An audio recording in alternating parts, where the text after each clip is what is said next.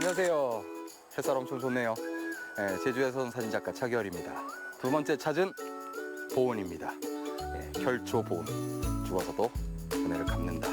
네, 그런 말 속에 또 겸손함까지 묻어있는 도시가 보온인데요.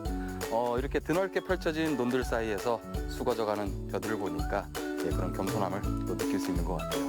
그런 겸손함 속에 또 얼마나 풍성하고 맛있는 맛집들, 그런 멋진 풍경이 숨겨져 있을지 기대가 됩니다. 저랑 같이 또 찾아보시죠.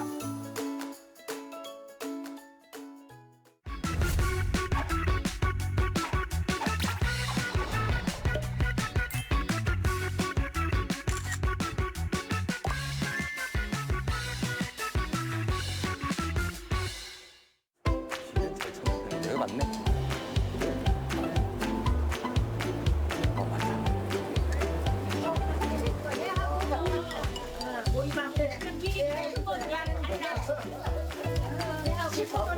맞다. 맛있는 거 같아.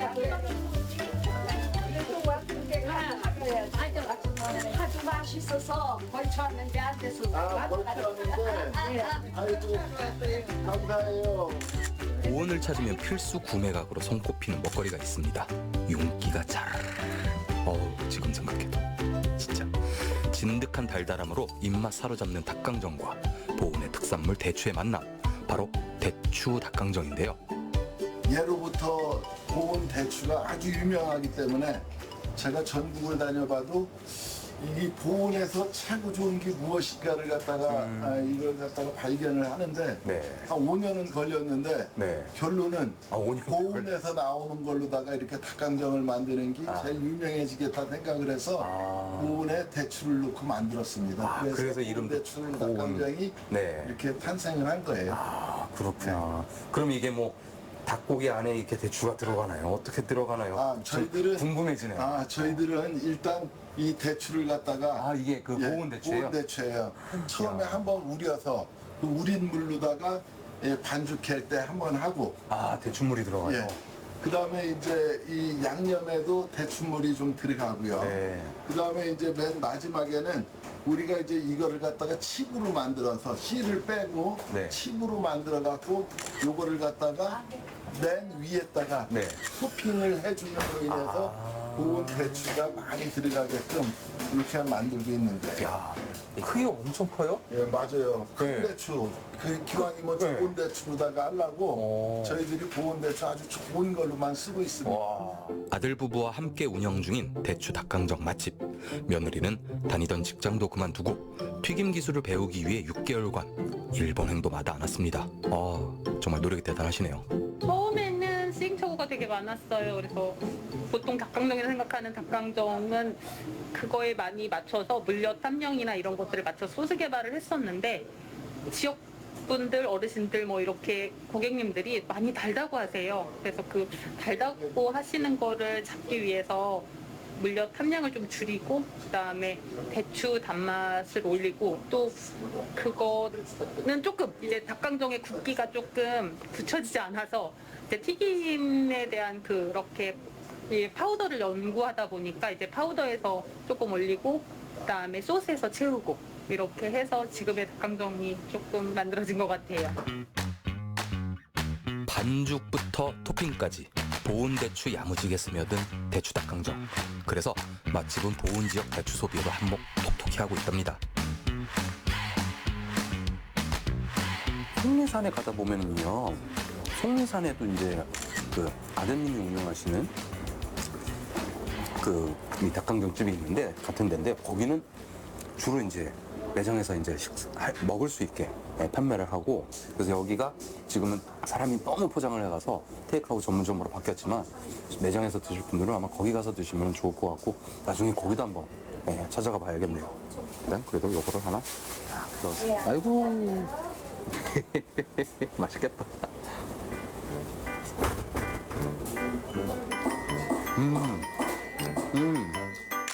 보통맛, 매운맛, 그리고 간장맛. 손님들의 서로 다른 입맛과 취향 저격을 위해 다양하게 준비했습니다. 코끝을 즐겁게 하는 대추의 달달함은 덤인데요.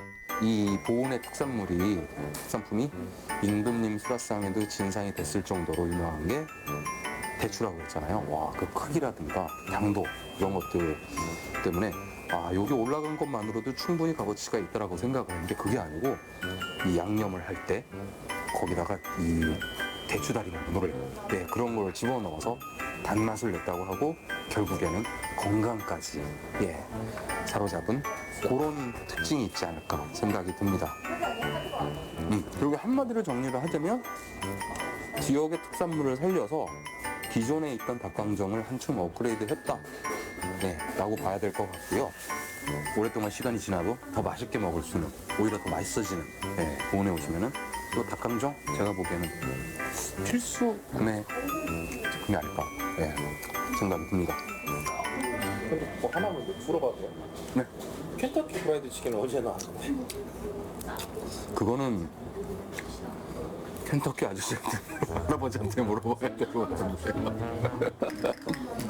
제가 알기로는 흑인들을 통해서, 왜냐하면은 아프리카 사람들 음식들의 특징이 뭐냐면은 이제 여행을 하다가 배운 경험 중에 하나가 날씨가 덥고 냉장 기술이 발전을 하지 않다 보니까 자연스럽게 튀긴 음식이 발전되는 곳이 아프리카거든요. 근데 이제 그 아프리카 사람들, 계통의 사람들이 아메리카를 내륙을 건너면서 자연스럽게 많은 것들을 이제 튀김 음식으로 발전시키다 본 게 아마 그 19세기 때 프라이드 치킨의 시초가 아닐까. 그렇게 제가 알고 있고요. 그게 이제 한국으로 들어온 거는 1990년대 초. 사실은 막 20, 30년 정도밖에 안 됐고. 그래서 원래는 이 닭강정 같은 경우에는 그 양념치킨을 튀기고 난 다음에 남는 거를 살만 발라내갖고 좀 먹기 좋게 조려낸 게 시작이라고 해요. 근데 우리나라 사람은 또 매운 거 좋아하고 하니까 거기다 고추장 양념 이런 걸 집어넣으면서 지금 현재 맥주라든가 이거 먹을 때 빠질 수 없는 안주 중에 하나가 됐죠. 식어도 닭 비린내가 나지 않아서 오히려 더 맛있어진다는 대추 닭강정. 여러모로 먹지 않아야 할 이유가 없습니다. 보은 대추가 제가 물어봤거든요. 몰라서. 보은 대추가 그렇게 유명하다고 하는데 보은 대추는 파랄 때 따는 게 아니고 빨갈 때 따네요. 그 크기도 엄청나게 크고 그 약간 초록색하고 빨간색이 섞인 그 생대추를 먹으면 그렇게 맛있다네요. 라고 감독님께서 설명해 주셨습니다. 그래서 나중에 그 보은 대추 축제가 매년 열리거든요. 그게 10월 요번에도 13일부터 22일까지 열흘 동안 진행이 된다고 하는데 그때 한번 찾아오셔서 요 보은 대추의 맛을 한번 즐겨보시는 것도 도움이 되지 않을까 생각이 들어요. 그때 팔리는 대추가 무려 100억 원어치랍니다. 100억 원어치.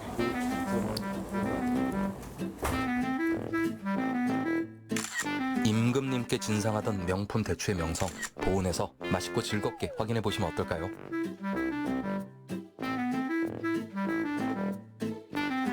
회장 사장님, 아니면 갖다 먹는데야. 진료소 앞에 놓으라고? 산대거 진료소 앞에. 오케이. 그 형님이 전화만 해주면 와서 가지고.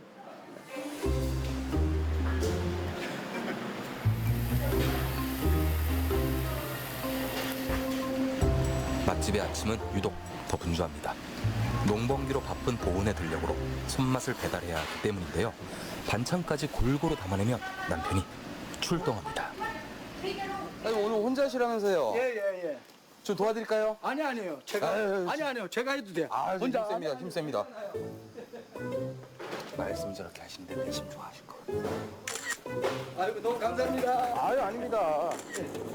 밥으로 먹는 거 해야죠. 제가 자동차 운전은 잘하거든요. 근데 이건 좀 힘드네. 곱게 자라서요. 배달해야 할 밥상이 어찌나 많은지 와, 넓은 트렁크도 이내 곧 비좁아집니다. 야, 이거 다 실리긴 실리려나? 남편이 배달하는 사이 식당도 손님 맞이로 바쁜 때를 보내고 있는데요. 먹음직스럽게 끓고 있는 이 음식, 귀하다고 소문난 호박꼬지찌개입니다.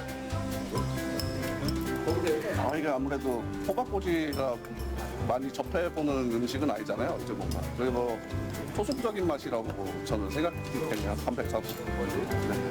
맛이 좀 어떻네요? 어떤 느낌이에요? 깔끔하고 되게 시원하고 네, 맛있네요. 그리고 지금 아침 식사하시잖아요. 예, 예. 아침 식사 이렇게 국이나 이런 건 어떻게 보면 좀 한국 사람들은 필수잖아요.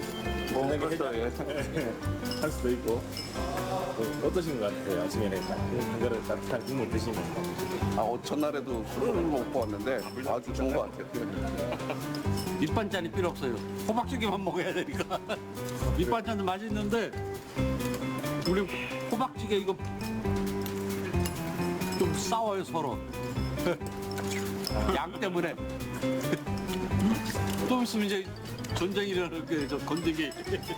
옛날부터 호박은 그 할머니가 된장찌개에 원래 호박잎 넣고 하고 호박찌개 전 가장 친숙한 음식 중에 하나인데 여기 호박찌개를 이렇게 막 그냥 된장찌개 넣는 거 흐물흐물한 게 아니고 정말 쫄깃쫄깃하고 식감 자체가 달라요. 버섯과도 좀 비슷하면서도 단맛도 나면서 구수하고 그래서 되게 맛있는 것 같아요. 건더기 하나 없이 싹 비운 것 좀 보세요. 와, 숟가락 놓을 틈 없게 만드는 호박꼬지찌개는 보은에서도 별미로 사랑받고 있습니다. 사이다 드시고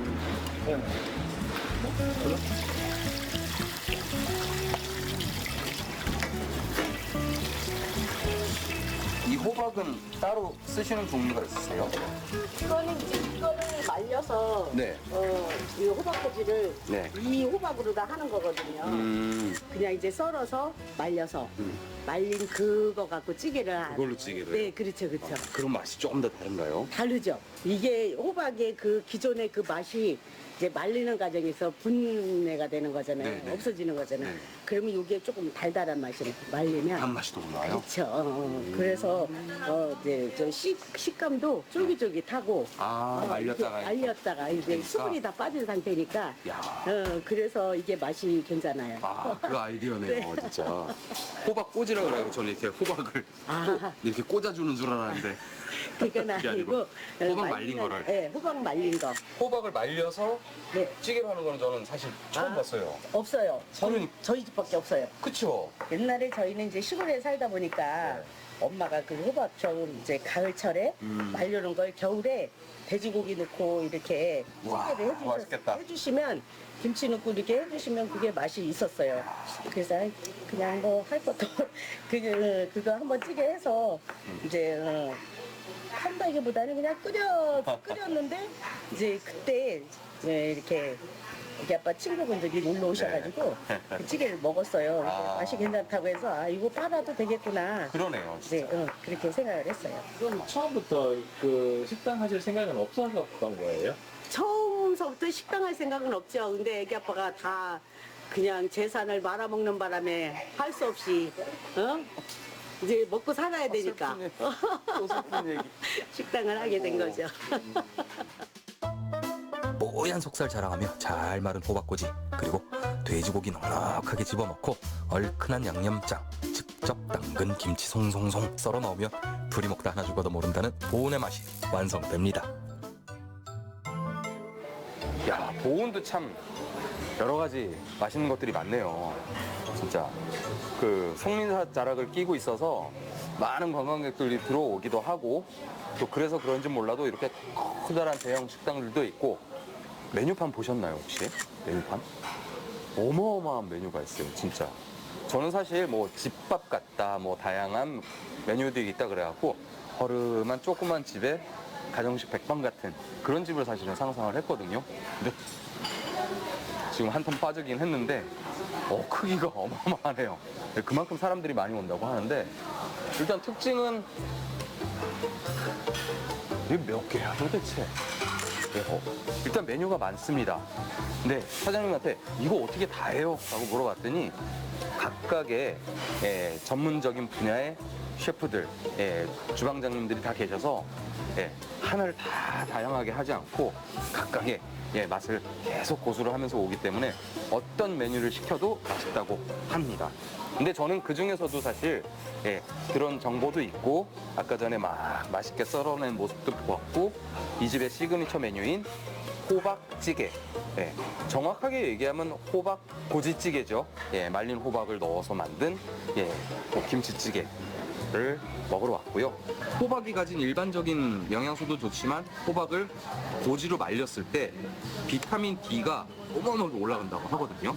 예, 그래서 겨울을 날 때 좀 집안에만 있는 사람들, 햇볕을 못 보는 사람들, 이 호박꼬지로 물에 불려서 나물을 해 먹거나 찌개를 해 먹으면 그 비타민 D가 풍족하게 몸에서 섭취를 할 수 있다고 합니다. 왜 그렇잖아요. 비타민 D는 스스로 몸에서 만들어내지 못한다고 하니까 거기는 굉장히 좋은 대안이 될 것 같고 식이섬유도 풍부해서 다이어트 음식으로도 굉장히 제격인 것 같아요. 풍요의 계절 가을만큼 풍성한 영양소를 품고 있는 호박꼬지. 거기에 식탁을 채우고 있는 반찬 역시 건강하게 차려냈습니다.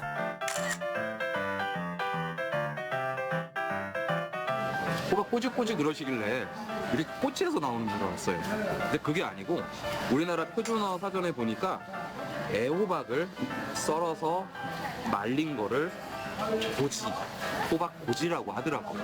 그게 이제 경기도 중부권, 충청까지 포함하는 말이고 거기서 파생한 말 중에는 저희가 흔히 들어서 알고 있는 꼬시래기, 그런 말이 있고 이제 남쪽으로 가게 되면은 그게 이제 조금 다른 방언이지만 우거리, 우리가 흔히 알고 있는 우거지, 그렇게 말린 음식, 말린 채소들을 그렇게 각 지방마다 다르게 부르고 여기는 아무래도 충청도니까 고지, 꼬지 이렇게 부르는 거를 알 수 있을 것 같아요. 저는 그래서 꼬진 줄 알았는데 알아보니까 그렇더라고요. 그리고 저는 사실 그 호박찌개는 처음 봐요. 호박 싫어하시는 분들이고 호박에서 나는 특유의 그 맛이 있거든요. 그게 말리면서 쏙 빠졌네요, 이게. 그러면서 단맛만 그냥 꽉 농축해서 남았는데 그게 이 국물이랑 같이 들어가 있으니까 야, 이거 맛있네요. 그리고 그 호박의 꾸덕꾸덕한 식감이 이 돼지고기의 식감하고 같이 이게 시너지가 나면서 씹는 맛이 있고요. 맛, 와, 특이하네요, 이거. 맛있어요, 맛있어. 너무 좋네요. 단맛하고. 이거 보면 돼지비계라 그럴 수 있겠어요? 그죠? 약간. 근데 입에 들어가면, 어이구, 더 쫄깃하네? 아이고, 호박이었네? 약간 그런 놀라움도 있고.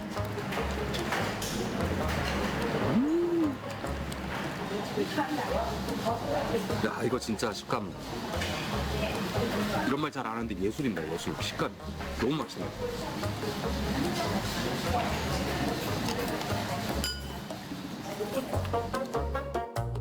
먹거리가 부족했던 시절 고기 대용으로 호박꼬지를 찌개에 넣어서 먹었다고 하는데요.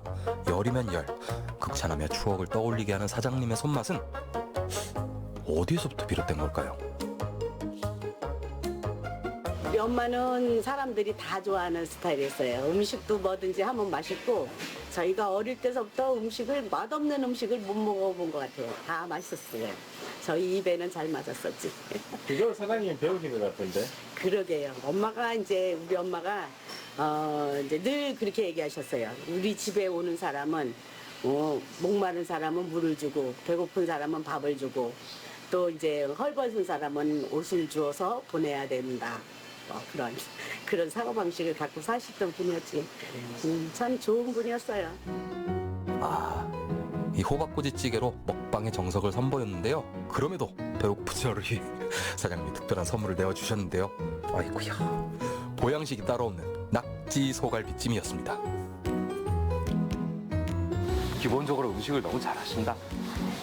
제가 이거 뻘건데 먹는 이유가요, 맵지도 않고 정말 적당한 맛이에요, 진짜로. 참 뭐라고 설명하기 어려운데 너무 맛있네요, 이거. 야, 뭐 이렇게 맛있어? 이거는 뭐냐면 그 고춧가루랑 간장 베이스로 양념을 하신 것 같은데, 야, 이거 어떻게 설명해야 되지? 소갈비는 부드럽고요, 씹을 필요 없고, 낙지는 흐물흐물하면서 쑥 들어가고, 그 뒤에 칼칼하게 달고 매운맛이 싹 입을 적십니다. 저는 여기서 저녁까지 먹고 갈게요. 제주도 내일 갈 생각입니다. 오늘을 잊게 해준 손님 한 명 한 명에게 감사의 인사 잊지 않는 사장님 부부. 그 훈훈한 마음씨는 직원들의 마음도 따뜻하게 만든다는데요. 이 집에서 이제 뒤에서 일하시는 분들이 아무래도 여러 가지 여건상 이제 외국에서 오시는 분들도 꽤 많다고 하시는데, 제가 잠깐 들었던 이야기 중에 하나가, 어떻게 보면 이게 결국에 사장님들 내분의 성품이 아닐까라는 생각이 드는 게, 외국 분들이 오셔서 일을 한 5, 6년 정도 하시고 10년 되신 분들도 계시대요. 사실 그러기 쉽지 않잖아요. 근데 어쩔 수 없이 뭐 돌아가야 되거나 하는 상황에 자리가 비면 사실 사람들 들이기가 정말 힘들거든요. 근데 이 집은 그 외국에서 자기 가족을 추천해서 그 다음 대타로 소개를 할 정도로, 네, 그만큼 또 직원분들에게도 복지라고 표현을 할까요? 그런 분들 정도 많이 내어주시고, 네, 얼굴보다 알 것 같습니다.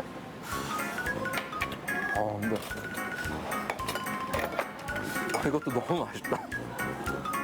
야, 이거 진짜 개인적으로 제가 먹어본 김치찌개 중에 탑5 안에 드는데, 거짓말이 아니고 진짜 맛있네. 깜짝 놀랐네.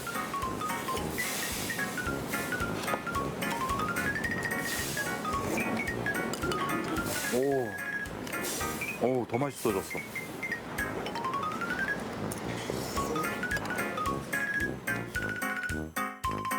끓이면 끓일수록 깊어지는 맛의 비결. 사장님 부부의 따뜻한 마음이 조미료가 되었기 때문 아닐까요? 저는 제가 이렇게 살아온 거에 대해서 되게 후회를 하지만, 특히 저기 보은에 있는 저 선후배님들, 저를 아시는 분들한테 되게 고맙고 감사하게 생각해요. 왜냐하면 이분들로 인해서 제가 지금까지 이렇게 왔다는 것은, 제가 정말 언젠가는 한번 누구한테고 한번 이런 얘기를 했으면 좋겠다 생각했는데, 오늘 이 자리가 정말 너무 감사합니다. 정말 저한테는 저희 가게 오셔서 식사를 하시면서 행복한 시간 되고 즐거운 시간 되면 저희는 뭐 더 바랄 나위가 없습니다. 저도 뭐 그냥 오시는 분들 그냥 편하게 또 맛있게 뭐 즐겁게 잘 드시고 가면 좋고, 또 그냥 뭐 이렇게 오시면 그래도 기분 나쁘지 않게 웃으면서 반겨주고 뭐 그런 거죠. 잘 살아봅시다. 지금 꼭 잡고 계신 두 손 절대 놓지 않으실 거죠? 지켜볼 겁니다, 제가. 보은에 왔을 때마다 느끼는 게 뭐 음식을 통해서도 그렇지만, 이 음식을 내어내는 사장님 내외분들의 그런 은혜에 언젠가는 또 다시 찾아와서, 네, 보은, 네, 은혜에 보답해야 될 것 같다는, 네, 그런 느낌이 들어서, 저는 보은이라는 오늘 일정에서의 마무리는 은혜에 보답해서 다시 찾아오고 싶은 그런 곳이라고 정리를 하고 싶습니다. 너무나 흔쾌히 내어주신 음식들과 정성이 포함된 맛있는 음식들, 예, 그리고 이곳에 또 유명, 예, 특산품이죠. 예, 대추를 활용한 그런 맛집들까지 너무나 하루를 알차게 보냈던 것 같고요. 얼마 남지 않은 다음 여정으로 이제 이동을 할까 합니다. 각 지역마다 그 지역을 대표하는 축제들이 있잖아요. 얼마 남지 않은 것 같은데 10월 13일부터 22일까지, 예, 보은에서 보은의 가장 대표적인 특산물, 예, 보은 생대추 축제가 열린다고 하니까요. 그 보은 대추가 그렇게 맛있대요. 네, 그런 지역 축제에 관심 있으신 분들은 한번 보은을 찾아보시고요. 또 주변에 이렇게 맛있는 식당에 들려서 맛있는 음식들 드시면서 또 건강해지셨으면 좋겠습니다. 오늘도 감사합니다. 수고하셨습니다. 안녕하세요. 충북에 여러분들이 아직 모르는, 혹은 알고 있을지 모르지만 충북의 숨은 명소를 소개해드리는 여행지기 이주영입니다. 근데 여기는 정말 모르실걸요? 여기가 요즘 여행 가기, 또 캠핑 가기 딱 좋은 날이잖아요. 그래서 제가 소개해드리고 싶은 곳이 있는데요. 이번 9월에 보은에 새로이 문을 연 국민여가 캠핑장입니다. 글램핑장도 많고요. 오토 캠핑장도 진짜 많고요. 산책로랑 부대시설이 잘 갖추고 있어서 개장하자마자 그렇게 많이들 찾으셨다고 해요. 날 좋은 날 보은에서 캠핑 즐기시고요. 오늘 소개해드리는 여행지로 보은 여행 가보시는 건 어떨까요? 오늘도 저랑 함께 출발해 보시죠. 고! 갑니다!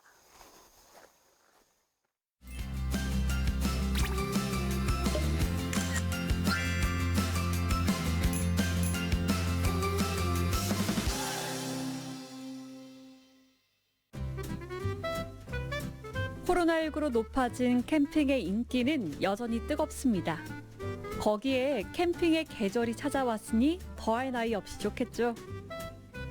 저희 보은 국민여가 캠핑장은 보은군에서 전 국민 대상으로 여가를 즐길 수 있는 공간으로 만들었습니다. 네. 모두에게 열린 공간. 저는 궁금하거든요. 그렇습니다. 시설 한번 둘러보러 갈까요? 네, 네, 가시죠. 우와, 저 글램핑장 처음 왔거든요. 와, 널찍하긴 하네요. 다 있어요. 전자레인지 있고 밥솥인 거죠. 냉장고도 진짜 크고 제가 옛날에 생각하던 캠핑장이랑은 완전히 확연히 다른 모습이에요. 진짜 호텔이에요, 호텔. 네, 호텔이에요. 네. 여름에는 덥지 말라고 에어컨도 있고 저는 늘 캠핑장 가면 고민인 게 샤워하는 거였거든요. 근데 샤워실도 다 개별적으로. 이게 호텔의 축소판이라고 보시면 됩니다. 뭔가 아담하면서도 안쪽에 들어오니까 굉장히 널찍하고요. 저는 신세계였어요. 네, 그렇습니다. 네, 글램핑장이라고 하면 불편할 거라고 했는데 없는 게 없네요. 네, 국민여가 캠핑장은 아시다시피 속리산을 끼고 있습니다. 속리산 계곡 쪽으로 가시면 물도 좋고요. 그다음에 말티제 휴양림 쪽으로 오시면 탈거리, 볼거리가 많으니까 꼭 놀러 오셔가지고 재미있게 캠핑하세요. 네, 네. 저도 날 한번 잡고 가족들하고 친구들하고 오겠습니다. 네, 감사합니다. 네.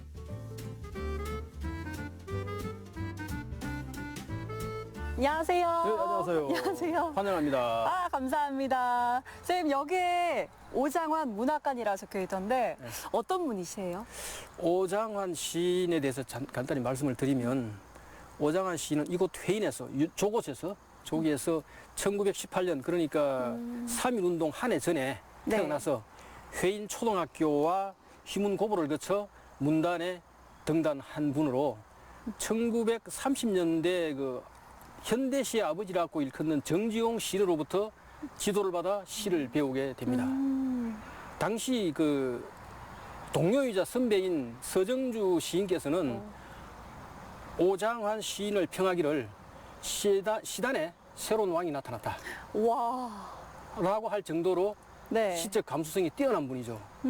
그리고 이분을 특히 그 시대의 정언자라고 이야기하는데 일제 강점기 내내 우리 민족의 울분과 정서를 시로 정확하게 표현하였고 그 다음에 자기 반성과 그리고 종국에는 그 희망의 메시지를 포함한 그런 시를 주로 썼습니다.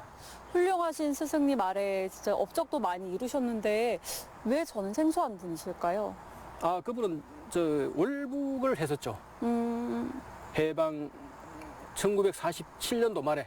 오장환 시인은 1930년대 후반 우리나라를 대표하는 시인으로 서정주, 이호각 시인과 함께 시단의 3대 천재라 불리며 호평을 받았는데요. 비운의 역사 속 조국의 현실을 아파하던 그의 숨결이 곳곳에서 느껴집니다. 나의 노래가 끝나는 날은 내 가슴에 아름다운 꽃이 피리라. 새로운 묘에는 옛 흙이 향그러 단 한 번 나는 울지도 않았다. 새야, 새 중에도 종다리야. 화살같이 날아가거라. 나의 슬픔은 오직 님을 향하여, 나의 관역은 오직 님을 향하여. 단 한 번 기꺼운 적도 없었더란다. 슬피 바래는 마음만이 그를 쫓아 내 노래는 법과 함께 느끼었노라. 나의 노래가 끝나는 날은 내 무덤에 아름다운 꽃이 피리라. 이것이 간단히 제가 소개하면 나의 노래가 끝나는 날, 내가 활동이 끝나고 내가 죽더라도 내 무덤에는 언젠가는 반드시 조국 광복은 온다는 그런 바람을 이야기한 시로 해석이 됩니다. 일제강점기에 사셨던 분이라서 뭔가 일대기도 심심찮았을 것 같아요. 지금 예. 문학관에서 그 내용을 만날 수 있는 건가요? 가봅시다. 네, 가시죠.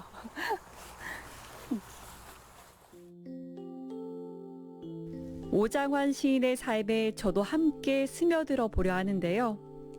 그는 일제강점기 수많은 압박 속에서도 지조 있게 조국의 희망을 노래했습니다. 선생님, 오장환 시인은 선생님이 생각하실 때 어떤 의미로 좀 중요하신 분인지 궁금해요. 일제 강점기 하에 많은 시인들이 친일을 했습니다, 사실. 그러나 오장환 시인은 1940년대에 신문도 끊기고 잡지도 끊긴, 말하자면 일본의 무단 정치가 극도로 심할 때 이분들이 힘들 때도 이분은 지조를 잃지 않고 그냥 그 고생해 가면서 자기의 지조를 지킨 분이죠. 말하자면 이육사 같은 분은 강력한 저항신이라면 또 윤동주 그분은 그 은근한 양심적인 저항신이라면 오장환 이분은 시종일관 그 시대의 아픔과 정서를 그대로 시로 남기고 또 우리한테 희망의 메시지를 주는 그런 데 의미가 있습니다. 다른 분하고 확연히 틀린 분이죠. 네. 그래서 이제 다시 그 오장환 씨와 그분의 인생에 대해서는 우리가 한번 이쪽에 와서 네. 오장환 문학관에 와서 한번 이렇게 느끼도록 권합니다. 지금까지 조명을 받지 못한 게 조금 안타깝긴 하네요. 예, 그건 시대의 아픔이죠. 예. 오장환 시인, 격동의 시대를 겪었던 아픔을 시로 표현하며 우리 문학사의 한 페이지를 장식합니다. 선생님, 제가 이번에는 보은 여행지 중에 네. 이곳을 첫 번째로 골랐어요. 어우, 감사합니다. 영광입니다. 아닙니다. 근데 생각을 했던 게 어떤 도시를 여행할 때 늘 명소, 문화재 이런 걸 찾잖아요. 근데 네. 문학관을 찾을 때도 뭔가 이 도시를 여행함에 있어서 도시의 정서나 문화를 이해하는 데 도움이 되지 않을까라고 생각이 들었거든요. 맞습니다. 예. 맞나요? 예. 옛날부터 보는 충절의 고향인데 더구나 그 오장환 선생의 삶과 정신은 아주 맑고 향기롭기 때문에 지금 우리가 시대가 혼란스럽잖아요. 혼란스러운 이때에 맑은 정신으로 오로지 그 고향과 어머니와 조국을 생각하던 분의 어떤 삶을 조명해 봄으로써 네. 지금 우리의 삶은 과연 어떤가 하는 그런 계기가 될 수도 있기 때문에 제가 말씀을 드립니다. 네. 뭐 시대적 상황 때문에 어쩔 수 없는 선택으로 인해서 뭐 잊혀져 있었던 인물을 저는 알게 돼서 너무 좋은 시간이었거든요. 마지막으로 이 문학관이 지금도 잘 갖춰져 있긴 하지만 또 어떤 모습으로 바뀌어 갈까요? 지금 이제 우리 문학관은 그 단순한 어떤 전시관으로서 역할을 떠나서 이곳 지역의 문화활동 체험의 장으로 지금 발전시키려고 지금 관과 민이 지금 서로 노력을 하고 있습니다. 뭔가 다채로운 프로그램으로 조금 더 꽉 채워지겠네. 아, 그럼요. 네. 내년에 또 오십시오. 알겠습니다. 야, 다 익어간다. 깨도 있고, 배추도 있고, 호박도 있고, 가을이구나.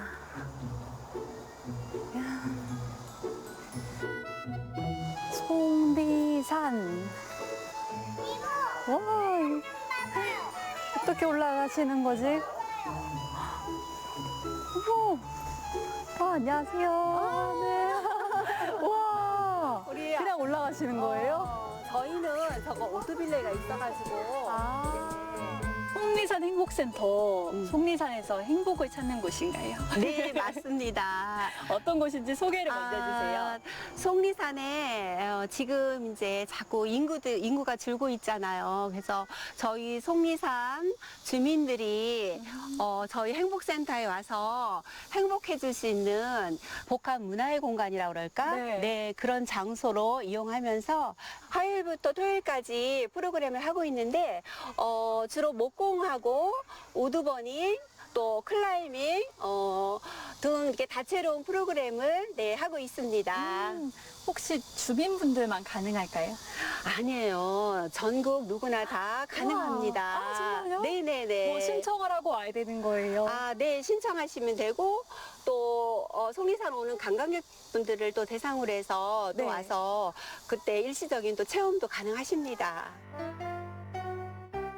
속리산 활성화 차원에서 지난해 야심차게 문을 연 속리산 행복센터. 이름 그대로 이곳엔 매일이 행복한 웃음꽃으로 가득하다고 하는데요. 저희 속리산 행복센터에서 지금 인공 암벽장이라고 그러죠. 스포츠 클라이밍장을 운영하고 있어요. 그래서 일주일에 2번씩 네. 화요일하고 토요일에 클라이밍장을 운영하고 있습니다. 그렇군요. 네. 그럼 지금 앞에 계신 분들은 다 어린데 네, 선수분들 학생팀이에요. 아, 일반인 학생부가 있고 일반부가 있습니다. 아. 그래서 학생부 지금 클라이밍 중이에요. 뭐 선수분들 아니시지만 그냥 와서 네네, 놀이로. 다 일반인들. 아, 그렇구나. 근데 클라이밍 예. 저는 처음 봤거든요. 예, 예. 어떤 종목인 거예요? 우리는 스피드 클라이밍과 리드 클라이밍 그리고 볼더링 종목해서 3가지를 다 할 수 있는 시설이 갖춰져 있는 클라이밍장입니다. 클라이밍. 알고는 있지만 일상에서 접하기 쉽지 않은 스포츠인데요. 그래서 인기가 더 뜨겁다고 합니다. 제가 듣기로는 가장 많이 오셨다고. 클라이밍 원래 좋아하세요? 네, 관심은 있었는데 지역이 없어서 못 하다가 생겨서 그래서 너무 좋아서 오게 됐어요. 이거 최근에 생겼다 들었거든요. 네네네. 정말 반가우셨겠어요. 네네, 생겨서 반가워서 애들 데리고는 네. 타 지역으로 가서 이제 가르쳐주고 했었거든요. 네. 타 지역으로 가다 보니까 너무 힘들었는데 같이 여기로 오니까 생기니까 너무 좋더라고요. 네, 네. 클라이밍 아이들보다 어머니가 더 좋아하시는 거 같아요. 맞아요. 왜 좋아하세요? 근데 전신 운동도 되고 이제 근력도 좀 생기는 것 같고 전체적으로 좋은 것 같아요. 근데 다이어트도 되고. 진짜 살이 빠져요? 네, 빠지더라고요.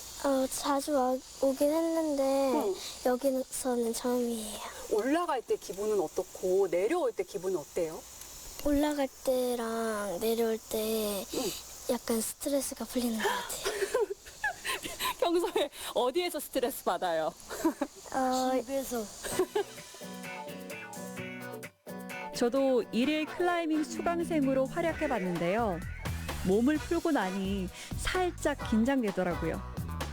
줄의 그 무게가 네. 어느 정도를 버틸 수 있냐면 네. 약 700kg에서 1톤을 버팁니다. 그래서 황소 한 마리를 여기 걸고서 떨어져도 이 줄이 안 끊어지도록 설계가 돼 있어요. 네. 그 정도로 강하기 때문에 줄에 대한 염려는 안 하셔도 됩니다. 그리고 이 카라비너는 대한산악연맹 공식 인증된 카라비너예요.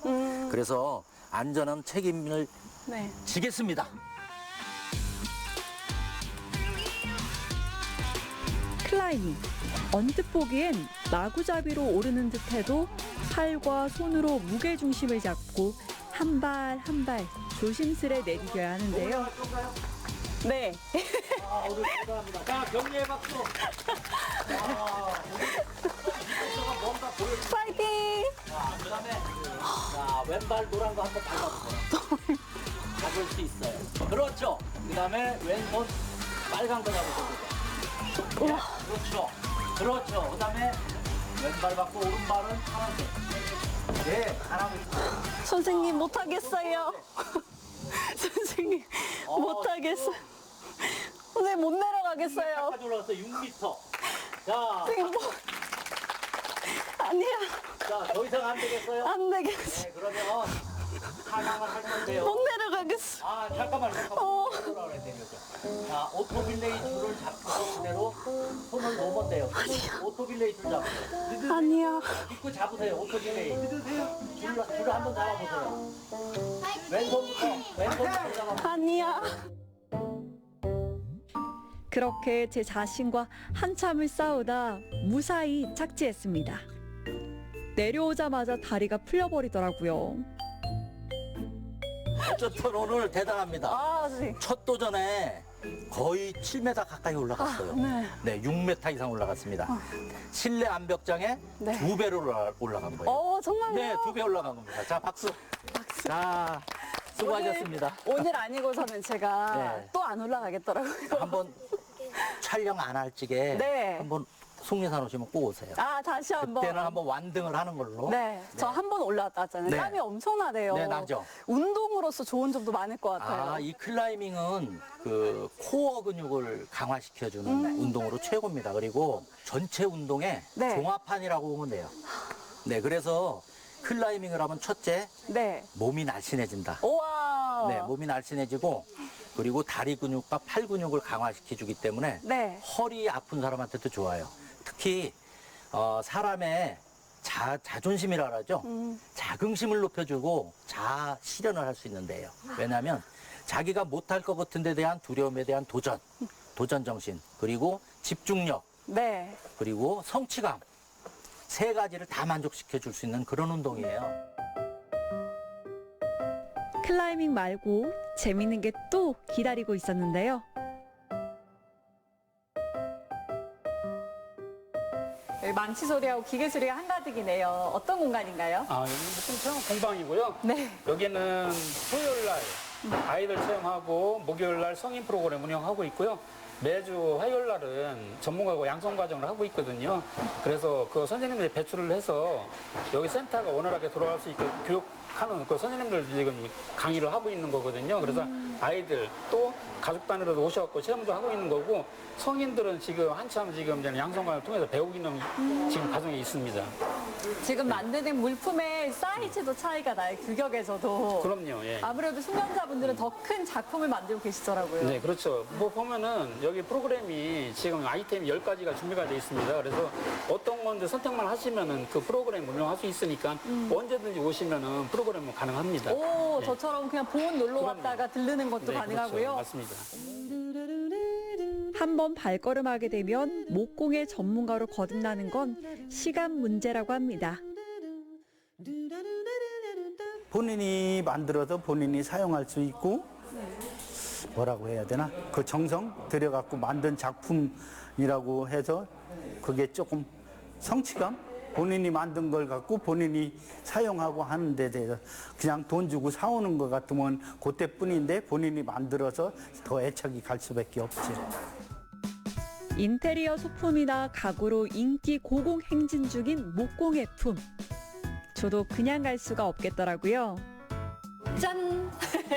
만들기 시간이 다시 돌아왔습니다. 오늘 뭐 만들까요? 독서대기용 노트북 받침대예요. 그래서 이걸 갖다가 이제 만드는 건데, 네. 이거 소재는 소나무예요. 그 소나무가 초연하기도 하고 제가 가장 많이 쓰는 소나무 중에 하나거든요. 그래서 체험객들한테 우리 가공을 다 해놓으면은 한 2시간 동안 체험을 하는 거예요. 그래서 조립을 하시고 사포를 하시고 제작을 하셔서 가져가는 거거든요. 네. 그러다 보니까 뭐 2시간이면 적다고 하기는 적은 시간이지만은 사포질도 열심히 하게 되면은 곱게 마무리가 돼서 가져갈 때 뿌듯하게 가져가시는 것 같더라고요. 이 목공예에서 가장 중요한 게 사포질이라고 하더라고요. 그럼요. 이제는 사포질이 한 70% 좌우 사포질을 하셔야 되고, 나머지는 뭐 20%는 뭐 오일갈로 뭐 조립하고 또 각종 뭐 액세서리 같은 거 부착하는 거거든요. 제가 또 액세서리 주얼리 좋아하거든요. 그래요? 예. 나무에다 많이 붙여보겠습니다. 쓱싹쓱싹 사포로 매끈하게 나무를 다듬어 뚝딱뚝딱 조립하다 보니 꽤 그럴싸한 모양새를 갖췄습니다. 짜잔!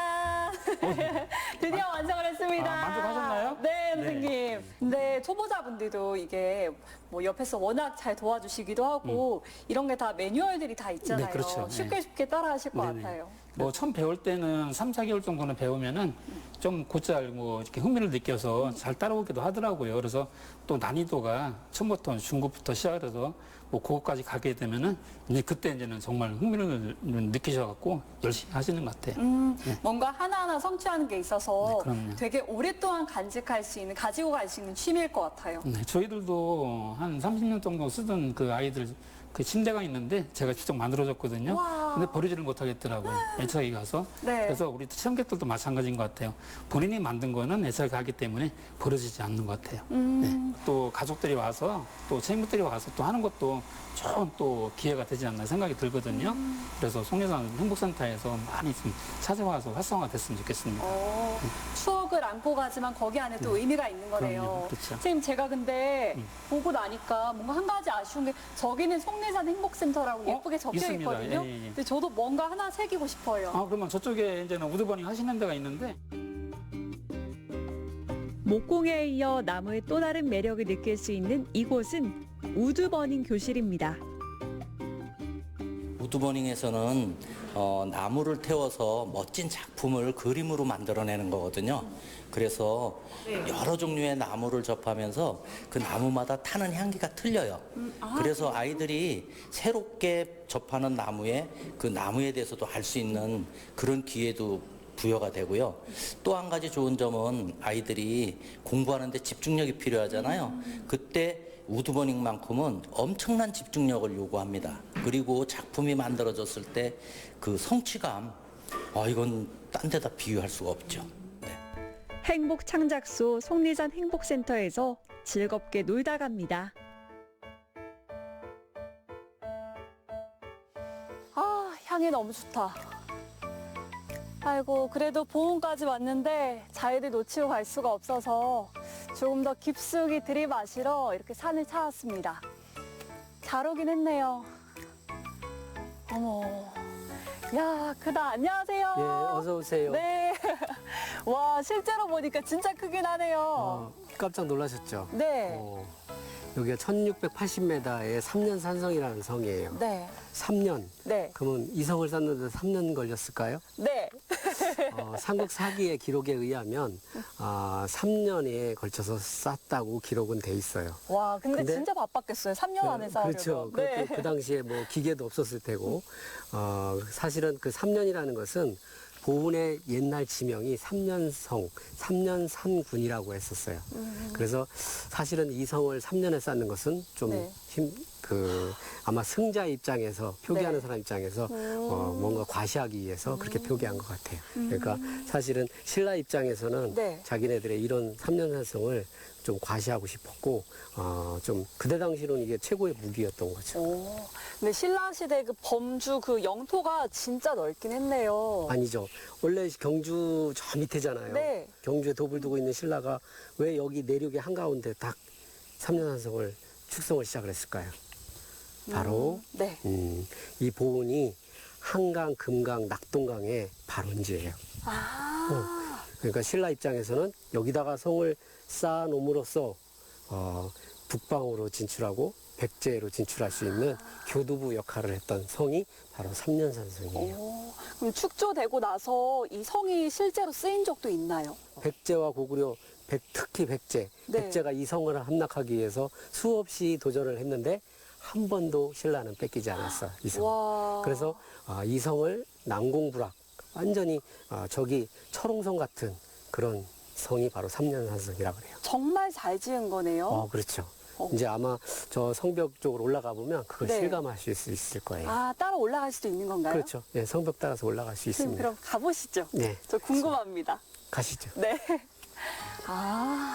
이런 게 진짜 너무 촘촘히 다 박혀 있더라고요. 그렇죠. 이 성이 돌로 이렇게 돼 있지만 이 무게를 또 견뎌야 되거든요. 네. 옛날에는 저 성벽 위로 말을 타고 다녔을 것 같은데. 이 길이 아니라 여기 위로요? 그렇죠. 네. 와. 그러면 근데 여기 위에 말이 지나다니고 사람이 지나다닐 정도면 폭이 꽤 되나 본데요? 폭이 한 8m 정도. 길구나. 네. 그러면 이제 누가 나타났다, 전쟁이 벌어진다, 전투 벌어진다라고 하면 위에 올라가서 드라마에서 보던 돌 던지고. 그렇죠. 활 쏘고. 그래서 삼년산성은 그 성벽에 서 있는 것만으로도 적들이 밑에서 이렇게 올려다봐야지. 그렇게 지형을 만들었어요. 그래서 그냥 평지에서 싸우면 잘 싸우잖아요. 근데 적들이 뒤에로 계속 위로 봐야 되니까. 일단 올려다 보는 것부터 힘들잖아요. 그렇죠. 짐 빠지는 일이니까. 그래서 삼년산성은 아주 그 지형, 자연 지형을 잘 활용해가지고 그 아주 산성이죠. 매일 올라오셔도 힘드시죠?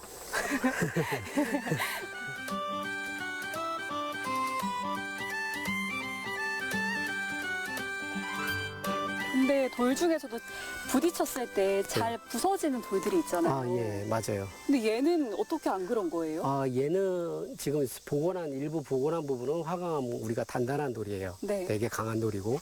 근데 사실은 삼년산성의 원래 돌은 아주 잘 깨지는 돌이에요. 근데 이 금방 깨지는 돌을 갖고 어떻게 쌓느냐. 깨짐으로써 그 깨진 흙이 공간을 메꿔줘요. 그 공간이 습기가 차면 어떻게 돼요? 굳어져요. 그러니까 그 성벽의 안은 네. 단단해지는 거예요. 깨지면서 굳고 더 단단해지고 하면 1500년이 흐른 거니까 더 예전보다 더 견고하겠는데요? 그렇죠. 그 기술을 지금도 못 따라가죠. 지금은 우리가 콘크리트라는 걸 통해서 이렇게 네. 접합을 하잖아요.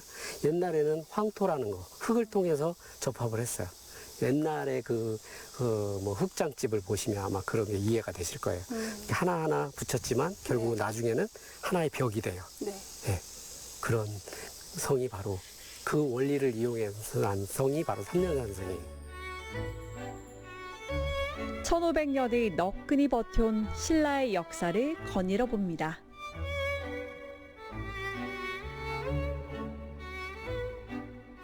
이 1500년 동안 1680m의 그 돌이, 석축이 네. 이대로 그대로 다 남아있다라는 것은 천성대가 몇만 개 있는 것과 같은 그런 신라의 기술력을 보여줄 수 있는 성이 바로 삼년산성이에요.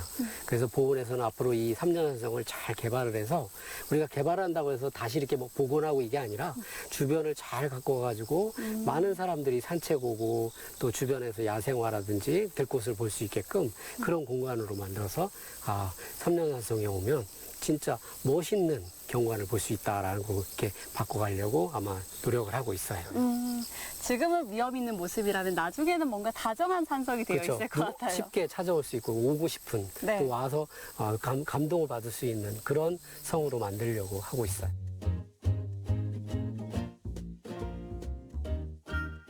오랜만에 찾은 보훈은 오늘도 따뜻했습니다. 곳곳에서 만난 분들도 친절하고 그 공간도 활기와 정이 가득했는데요. 오늘 소개해드린 보훈의 숨은 명소, 신상 명소, 여러분들께서도 가족, 친구, 연인 혹은 혼자서 오셔서 즐겁게 여행 즐기시면 좋을 것 같아요. 무엇이 되었든 보훈에서는 따뜻한 추억 한아름 안고 가실 겁니다. 저는 다음 시간에 뵐게요. 안녕! Cheers to the wish you were here, but you're not. Cause the drinks bring back all the memories of everything we've been through. Toast to the ones here today. Toast to the ones that we lost on the way. Cause the drinks bring back all the memories. And the memories bring back your. Every time that I remember, and I did.